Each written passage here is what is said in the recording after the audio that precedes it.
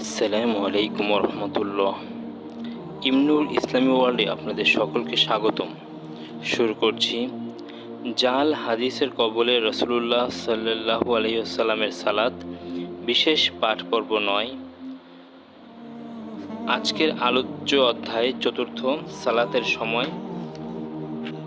আলোচ্য বিষয়: ফজর সালাতের ওয়াক্ত, জোহরের সালাতের ওয়াক্ত, আসরের সালাতের ওয়াক্ত, মাগরিবের ওয়াক্ত, এশার ওয়াক্ত।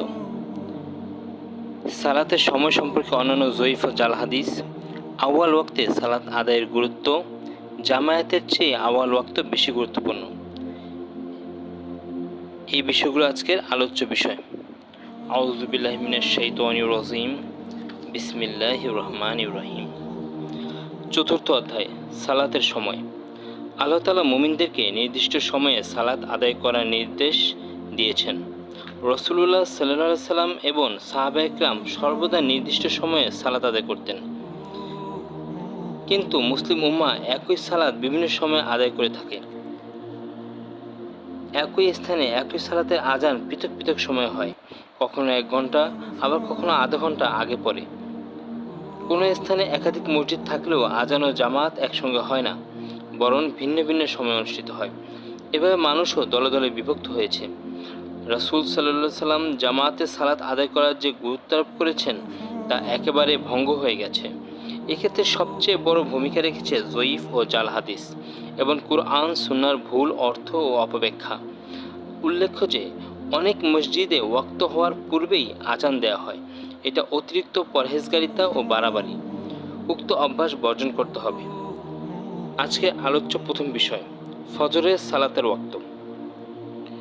সুবহে সাদিকের পর হতে ফজরের সালাতের ওয়াক্ত শুরু হয়, সূর্যোদয়ের পূর্ব পর্যন্ত থাকে। সমস্যাজনিত কারণে সূর্যোদয়ের পূর্ব পর্যন্ত আদায় করা যায় আউয়াল ওয়াক্তে সালাত আদায় করা সর্বোত্তম হিসাবে। রাসূল সাল্লাল্লাহু আলাইহি ওয়াসাল্লাম খুব ভোরে ফজরের সালাত আদায় করতেন।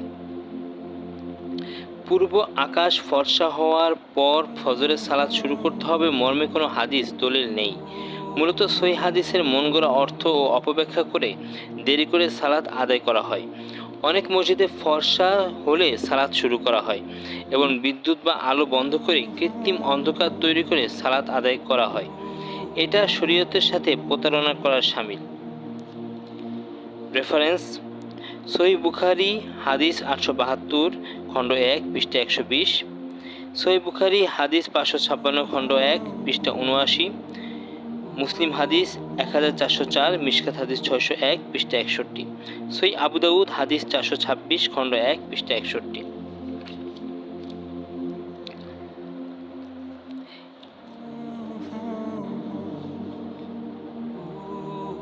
একটি জাল হাদিস লক্ষণীয়। মুয়াজ ইবনু জাবাল রাদিয়াল্লাহু তাআলা আনহু বলেন, রাসূল সাল্লাল্লাহু আলাইহি ওয়াসাল্লাম আমাকে ইয়ামানে পাঠালেন। তিনি বলে দিলেন, হে মুয়াজ, যখন শীতকাল আসবে তখন ফজর সালাত অন্ধকারে পড়বে এবং মানুষের সাধ্যের দিকে লক্ষ্য রেখে কিরাত লম্বা করবে, তাদের উপর কঠিন করো না। আর যখন গ্রীষ্মকাল আসবে তখন ফজরের সালাত ফর্সা করবে।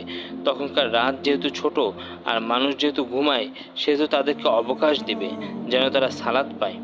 তাহকিক: বর্ণনাটি জাল। এর সনদে মিনহাল ইবনুল জাররাহ নামক একজন মিথ্যুক রাবী আছে। ইমাম বুখারী ও মুসলিম বলেছেন সে অস্বীকৃত রাবী। ইবনু হিব্বান বলেছেন সে মিথ্যা হাদিস বর্ণনা করত এবং মদ পান করত। অতএব উক্ত হাদিসের আলোকে ফজরের সালাত দেরিতে করে পড়ার কোনো সুযোগ নেই, যেহেতু বর্ণনাটি জাল। সহিহ হাদিসের অপব্যাখ্যা। রাফি ইবনু খাদিজ রাদিয়াল্লাহু তাআলা আনহু বলেন, আমি রাসূলুল্লাহ সাল্লাল্লাহু আলাইহি ওয়াসাল্লামকে বলতে শুনেছি, তোমরা ফজরের মাধ্যমে ফর্সা করো, কারণ নেকির জন্য উহা সর্বাধিক উত্তম। উল্লেখ্য যে উক্ত মর্মে কিছু জয়ীফ হাদিসও আছে। অন্য হাদিসে এসেছে, রাসূল সাল্লাল্লাহু আলাইহি ওয়াসাল্লাম বেলাল রাদিয়াল্লাহু তাআলা আনহুকে নির্দেশ দেন, তুমি ফজর সালাতের মাধ্যমে ফর্সা করো যতক্ষণে লোকেরা তাদের তীর নিক্ষেপের স্থানগুলো দেখতে পায়। উক্ত হাদিস সম্পর্কে শায়েখ নাসিরউদ্দিন আলবানী বলেন, ইনশাআল্লাহ এই হাদিসের সনদ সহিহ। উক্ত হাদিসে ভুল ব্যাখ্যা করে বলা হয় যে ফর্সা হওয়ার পর ফজরের সালাত শুরু করতে হবে, কারণ এটাই সর্বোত্তম। হেদায়া কিতাবে প্রথম আলোচনায় সঠিক সময় উল্লেখ করা হয়েছে, কিন্তু পরে পৃথক আলোচনায় বলা হয়েছে ফর্সা করে ফজর সালাত আদায় করা মুস্তাহাব, অথচ উক্ত ব্যাখ্যা চরম বিভ্রান্তিকর এবং সহিহ হাদিসের প্রকাশ্য বিরোধী। কারণ ইমাম তিরমিজি উক্ত হাদিস বর্ণনা করে বলেন, ইমাম শাফি, আহমদ ও ইসহাক বলেন ইসফার হলো ফজর প্রকাশিত হওয়া, যাতে কোনো সন্দেহ না থাকে। তারা কেউ বর্ণনা করেননি যে ইসফার অর্থ সালাত দেরি করে পড়া। দ্বিতীয়ত, ইমাম তাহাবি বলেন উক্ত হাদিসের অর্থ হলো অন্ধকারে ফজরের সালাত শুরু করা এবং ফর্সা হলে শেষ করা, যা আমরা রাসূল সাল্লাল্লাহু আলাইহি সাল্লাম ও তার সাহাবীগণ থেকে বর্ণনা করেছি, আর সেটাই আবু হানিফা, আবু ইউসুফ ও মুহাম্মদ রহমতুল্লাহ আলাইহির কথা। রেফারেন্স: শারহুস সুন্নাহ খণ্ড 1 পৃষ্ঠা 95, সিলসিলা জয়ীফা হাদিস 955 খণ্ড 2 371 এবং হাদিস 5440 খণ্ড 11 পৃষ্ঠা 746, তিরমিজি হাদিস 154 খণ্ড 1 পৃষ্ঠা 40, সিলসিলা জয়ীফা হাদিস 4694 ও 3768, মুসনাদে তায়াল্লিসি হাদিস 91 সনদ সহি, ইরওয়াউল গালিল খণ্ড 1 পৃষ্ঠা 286, ইরওয়াউল গালিল খণ্ড 1 পৃষ্ঠা 286, হেদায়া খণ্ড 1 পৃষ্ঠা 80, হেদায়া খণ্ড 1 পৃষ্ঠা 82, তিরমিজি হাদিস 154 এর আলোচনা দ্রষ্টব্য খণ্ড 1 পৃষ্ঠা 40।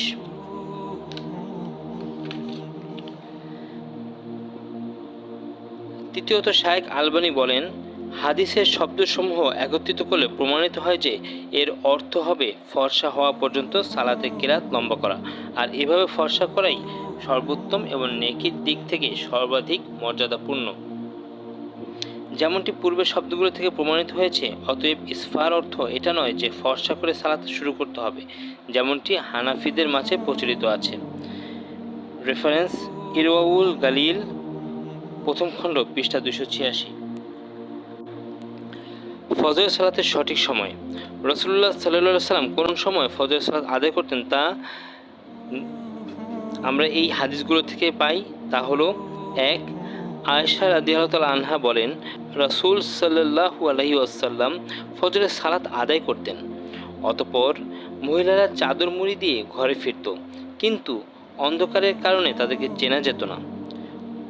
দ্বিতীয় হাদিস, আয়েশা রাদিয়াল্লাহু তাআলা আনহা থেকে বর্ণিত, নিশ্চয়ই রাসূল সাল্লাল্লাহু আলাইহি ওয়াসাল্লাম অন্ধকারে ফজরের সালাত আদায় করতেন, অতঃপর মুমিন মহিলারা সালাত শেষ করে চলে যেত, কিন্তু অন্ধকারের কারণে তাদেরকে চেনা যেত না অথবা পরস্পরকে তারা চিনতে পারত না। রেফারেন্স: মুত্তাফাক আলাইহি, সহিহ বুখারী হাদিস 867 খণ্ড 1 পৃষ্ঠা 120, মুসলিম হাদিস 1479 ও 1491 খণ্ড 1 পৃষ্ঠা 230, সহিহ বুখারী হাদিস 872 খণ্ড 1 পৃষ্ঠা 120, সহিহ বুখারী হাদিস 578 খণ্ড 1 পৃষ্ঠা 82। ওয়াক্তসমূহ অধ্যায় ফজরের ওয়াক্ত অনুচ্ছেদ 27।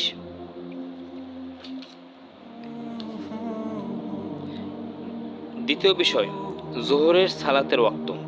সূর্য পশ্চিম আকাশে ঢলে যাওয়ার সাথে সাথে যোহরের সালাতের ওয়াক্ত শুরু হয়ে যায়, আর কোনো বস্তুর ছায়া তার সমপরিমাণ হলে শেষ হয়, কিন্তু যোহরের সালাত দেরি করে আদায় করার কোনো সহিহ দলিল নেই। এই মর্মে যা বর্ণিত হয়েছে তা ত্রুটিপূর্ণ। যেমন ইবনু ওমর রাদিয়াল্লাহু তাআলা আনহু বলেন রাসূলুল্লাহ সাল্লাল্লাহু আলাইহি সাল্লাম বলেছেন, যখন ছায়া 1.5 হাত থেকে 2 হাত হয় তখন তোমরা যোহরের সালাত আদায় করো।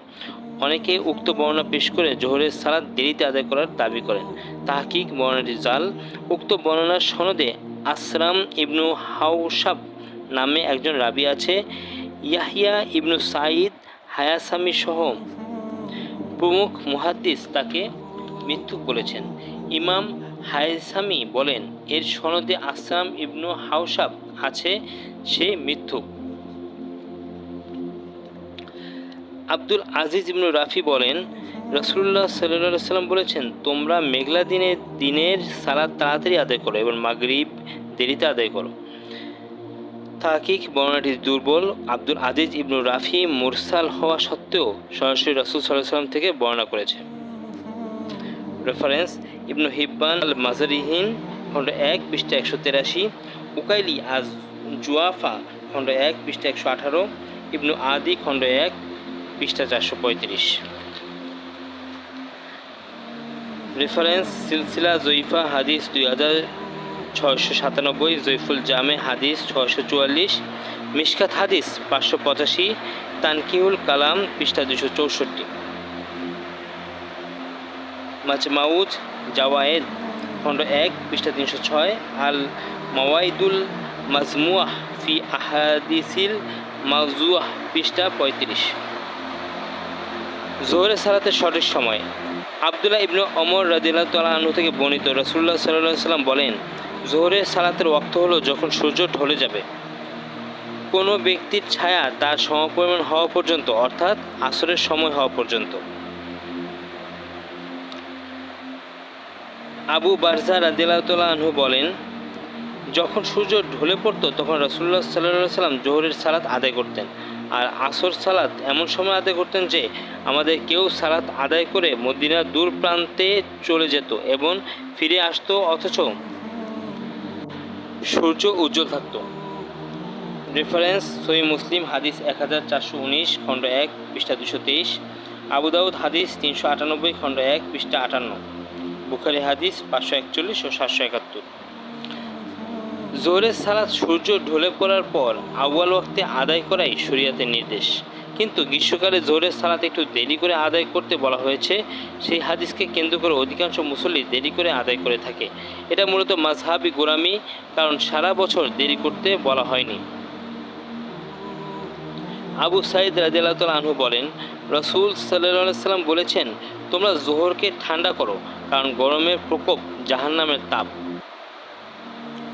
রেফারেন্স সহিহ বুখারী হাদিস 538 খণ্ড 1 পৃষ্ঠা 76, সালাতের ওয়াক্তসমূহ অধ্যায় অনুচ্ছেদ 9, মিশকাত হাদিস 591।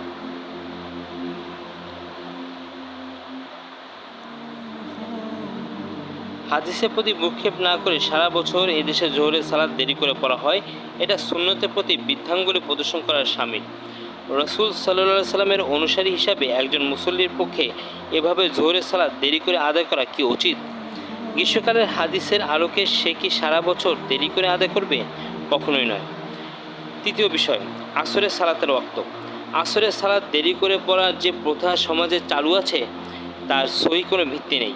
এর পক্ষে যে সমস্ত বর্ণনা প্রচলিত আছে সেগুলো সবই জয়ীফ ও জাল। আবদুল্লাহ ওয়াহিদ ইবনু রাফে বলেন, আমি একদা মসজিদে প্রবেশ করলাম, তখন মুয়াজ্জিন আসরে আযান দিল।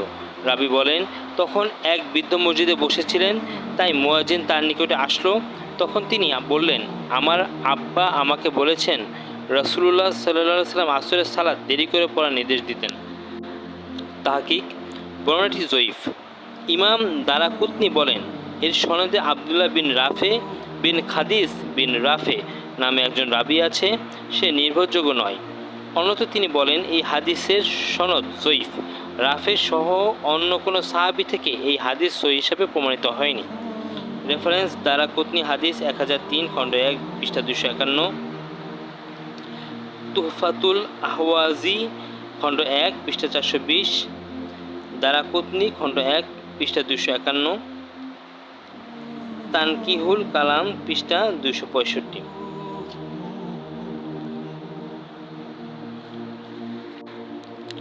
আসরের সালাতের সঠিক সময়। কোনো বস্তুর ছায়া যখন মূল ছায়ার সমপরিমাণ হবে তখন আসরের সালাতের সময় শুরু হবে, আর দ্বিগুণ হলে শেষ হবে। তবে কোনো সমস্যাজনিত কারণে সূর্যাস্তের পূর্ব পর্যন্ত পড়া যাবে। আনাস রাদিয়াল্লাহু তাআলা আনহু বলেন, রাসূলুল্লাহ সাল্লাল্লাহু আলাইহি ওয়াসাল্লাম আসরের সালাত তখন পড়তেন যখন সূর্য উঁচুতে উজ্জ্বল অবস্থায় থাকত। অতঃপর কেউ আউয়ালি বা উঁচু স্থানগুলোর দিকে যেত এবং পুনরায় তাদের নিকট ফিরে আসতো। তখনও সূর্য উপরেই থাকত, আর আউয়ালির কোনো কোনো স্থান মদিনা হতে 4 মাইল বা অনুরূপ দূরে অবস্থিত। আয়েশা রাদিয়াল্লাহু তাআলা আনহা হতে বর্ণিত, যখন সূর্য তার ঘরের মধ্যে থাকত তখন রাসূল সাল্লাল্লাহু আলাইহি সাল্লাম আসর পড়তেন, তখনও ছায়া ঘর থেকে বের হয়ে যায়নি। রেফারেন্স সহিহ বুখারী হাদিস 556 খণ্ড 1 পৃষ্ঠা 79, মুসলিম হাদিস 1404, মিশকাত হাদিস 601, মুত্তাফাক আলাইহ বুখারী হাদিস 550 খণ্ড 1 পৃষ্ঠা 78, বুখারী হাদিস 545 খণ্ড 1 পৃষ্ঠা 78। চতুর্থ বিষয়, মাগরিবের ওয়াক্ত। মাগরিবের সালাতের ওয়াক্ত সম্পর্কেও কিছু জয়ীফ ও জাল হাদিস বর্ণিত হয়েছে। যেমন রাসূলুল্লাহ সাল্লাল্লাহু আলাইহি সাল্লাম বলেছেন, মাগরিবের প্রথম সময় হলো যখন সূর্য ডুবে যায়, আর শেষ সময় যখন শাফাক ডুবে যায়। তাহকিক বর্ণনাটি জাল। ইবনু হাজার আসকালানি বলেন, আমি এরূপ বর্ণনা পাইনি। আল্লামা জাইলাই বলেন, এটি গরীব অর্থাৎ ভিত্তিহীন। রেফারেন্স জাইলাই খণ্ড 1 পৃষ্ঠা 230, তানকি পৃষ্ঠা 267, আদ দিলায়া খণ্ড 1 পৃষ্ঠা 102। মাগরিবের সালাতের সঠিক সময়। সূর্য ডুবার পরেই মাগরিবের সালাতের সময় শুরু হয়, আর সূর্যের লালিমা থাকা পর্যন্ত এর সময় অবশিষ্ট থাকে। রেফারেন্স সহিহ মুসলিম হাদিস 1419 খণ্ড 1 পৃষ্ঠা 223, মিশকাত হাদিস 581, বঙ্গনুবাদ মিশকাত হাদিস 534 খণ্ড 2 পৃষ্ঠা 167। সালাত অধ্যায় ওয়াক্তসমূহ অনুচ্ছেদ। পঞ্চম বিষয়, এশার ওয়াক্ত। ফিকি গ্রন্থসমূহে এশা সালাতের সময় সম্পর্কেও কিছু জাল ও জয়ীফ হাদিস প্রচলিত আছে। আবু হুরায়রা রাদিয়াল্লাহু তাআলা আনহু বলেন, এশার সালাতের শেষ সময় হলো ফজর উদিত হওয়া পর্যন্ত। তাহকিক জাকারিয়া বিন গোলাম কাদের এবং শায়েখ আলবানী বলেন, এর কোনো ভিত্তি নেই। হিদায়ার ভাষ্যকার আল্লামা ইবনুল হুমাম বলেন, সালাতের ওয়াক্ত সংক্রান্ত হাদিসের মধ্যে কোথাও এটা পাওয়া যায় না। আল্লামা জাইলাই বলেন, গরীব বা ভিত্তিহীন। ইবনু হাজার আসকালানিও অনুরূপ বলেছেন, কিন্তু ইমাম তাহাবি মাজহাবি মোহে এর পক্ষে মত দিয়েছেন, যা কাম্য নয়। মূলত মধ্যরাত পর্যন্ত এশার সালাতের সময় থাকে, ফজর পর্যন্ত নয়।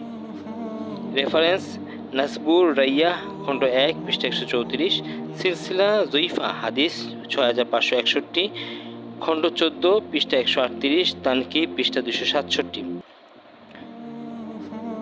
ফাতহুল কাদির খণ্ড 1 পৃষ্ঠা 196, নাসবুর রাইয়াহ খণ্ড 1 পৃষ্ঠা 234, আদ দিরায়া খণ্ড 1 পৃষ্ঠা 103, তাহাবি হাদিস 859 এর ব্যাখ্যা দ্রষ্টব্য।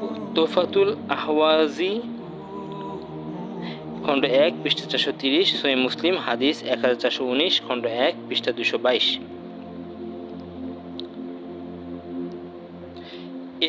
এশার সালাতের সঠিক সময়। মাগরিবের সালাতের সময়ের পর থেকে এশার ওয়াক্ত শুরু হয় এবং মধ্যরাত পর্যন্ত থাকে। সমস্যাজনিত কারণে ফজরের পূর্ব পর্যন্ত পড়া যাবে। তবে রাসূল সাল্লাল্লাহু আলাইহি সাল্লাম এশার সালাত দেরি করে পড়াকে উত্তম মনে করতেন। তাই মাগরিবের পরপরই এশার সালাত পড়া উচিত নয়, যা এদেশে চালু আছে। এই মর্মে হাদিস। আয়েশা রাদিয়াল্লাহু তাআলা আনহা বলেন, নবী সাল্লাল্লাহু আলাইহি সাল্লাম একদা রাত্রির অর্ধেক পর্যন্ত সালাত দেরি করলেন, এমনকি মসজিদের মুসল্লিরা তন্দ্রাচ্ছন্ন হলো। অথবা তিনি বের হয়ে সালাত আদায় করেন, তারপর বললেন, আমি যদি আমার উম্মতের উপর ভারী না মনে করতাম, তবে এই সময়টাই এশার সালাতের সময় হতো। অন্যান্য বিষয়, সালাতের সময় সম্পর্কে অন্যান্য জয়ীফ ও জাল হাদিস। ইবনে ওমর রাদিয়াল্লাহু তাআলা আনহু থেকে বর্ণিত, তিনি বলেন, রাসূল সাল্লাল্লাহু আলাইহি সাল্লাম বলেছেন, সালাতের প্রথম ওয়াক্ত আল্লাহর সন্তুষ্টি আর শেষ ওয়াক্ত আল্লাহর ক্ষমা। তাহকিক বর্ণনাটি জাল। এর সনদে ইয়াকুব বিন ওয়ালিদ মাদানী নামে একজন মিথ্যুক রাবী আছে। রেফারেন্স সহিহ মুসলিম হাদিস 1477 খণ্ড 1 পৃষ্ঠা 229, তিরমিজি হাদিস 172 খণ্ড 1 পৃষ্ঠা 43, ইরওয়াউল গালিল হাদিস 259। ইব্রাহিম রাদিয়াল্লাহু তাআলা আনহু বলেন, রাসূল সাল্লাল্লাহু আলাইহি সাল্লাম বলেছেন, সালাতের প্রথম ওয়াক্ত আল্লাহর সন্তুষ্টি, মধ্যম ওয়াক্ত আল্লাহর রহমত এবং শেষ ওয়াক্ত আল্লাহর ক্ষমা। তাহকিক বর্ণনাটি জাল। এর সনদে ইয়াকুব বিন ওয়ালিদ মাদানী নামে একজন মিথ্যুক রাবী আছে। পরবর্তী বিষয়, আউয়াল ওয়াক্তে সালাত আদায়ের গুরুত্ব। আল্লাহ তাআলা সালাতের ওয়াক্ত সম্পর্কে বলেন, নিশ্চয়ই মুমিনদের উপর নির্দিষ্ট সময়ে সালাত ফরজ করা হয়েছে। সূরা নিসা আয়াত 103। উম্মু ফারওয়া রাদিয়াল্লাহু তাআলা আনহা থেকে বর্ণিত, তিনি বলেন, রাসূলুল্লাহ সাল্লাল্লাহু আলাইহি সাল্লামকে জিজ্ঞেস করা হয়েছিল, আমলসমূহের মধ্যে কোন আমল সর্বাধিক উত্তম? তিনি উত্তরে বললেন, আউয়াল ওয়াক্তে সালাত আদায় করা। রেফারেন্স জয়ীফ তিরমিজি হাদিস 172, তাহকিক মিশকাত হাদিস 606, খণ্ড 1 পৃষ্ঠা 192, দারাকুতনি হাদিস 22, ইরওয়াউল গালিল হাদিস 260, জয়ীফুল জামে হাদিস 2131, ইরওয়াউল গালিল হাদিস 260, খণ্ড 1 পৃষ্ঠা 288, সহিহ আবু দাউদ হাদিস 426, খণ্ড 1 পৃষ্ঠা 61, তিরমিজি হাদিস 170, খণ্ড 1 পৃষ্ঠা 42। সনদ সহিহ। পরবর্তী বিষয়ে জামাতের চেয়ে আউয়াল ওয়াক্ত বেশি গুরুত্বপূর্ণ।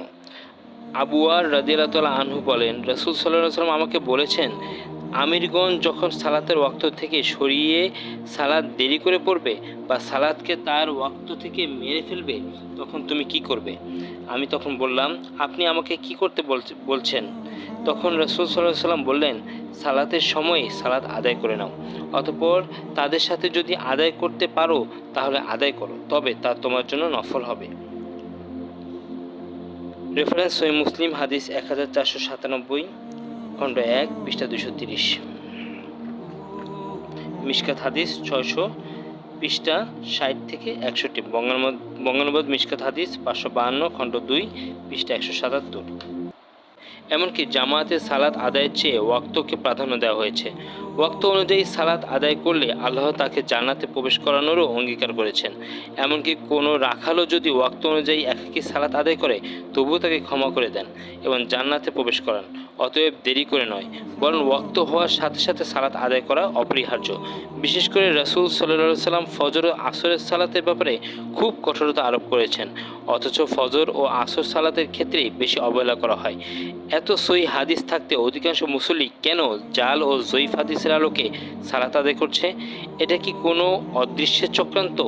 মুসলিম উম্মাহকে কোনো দিন ঐক্যবদ্ধ হতে দেবে না, এটাই তার নীল নকশা। আমরা মুসলিম হিসাবে মাযহাবি গোলামিকে অগ্রাধিকার দেব না রাসূল সাল্লাল্লাহু আলাইহি সাল্লামের আদর্শকে অগ্রাধিকার দেব? এখন সেটাই দেখার বিষয়। আলহামদুলিল্লাহ, আজ আমরা জাল হাদিসের কবলে রাসূলুল্লাহ সাল্লাল্লাহু আলাইহি সাল্লামের সালাত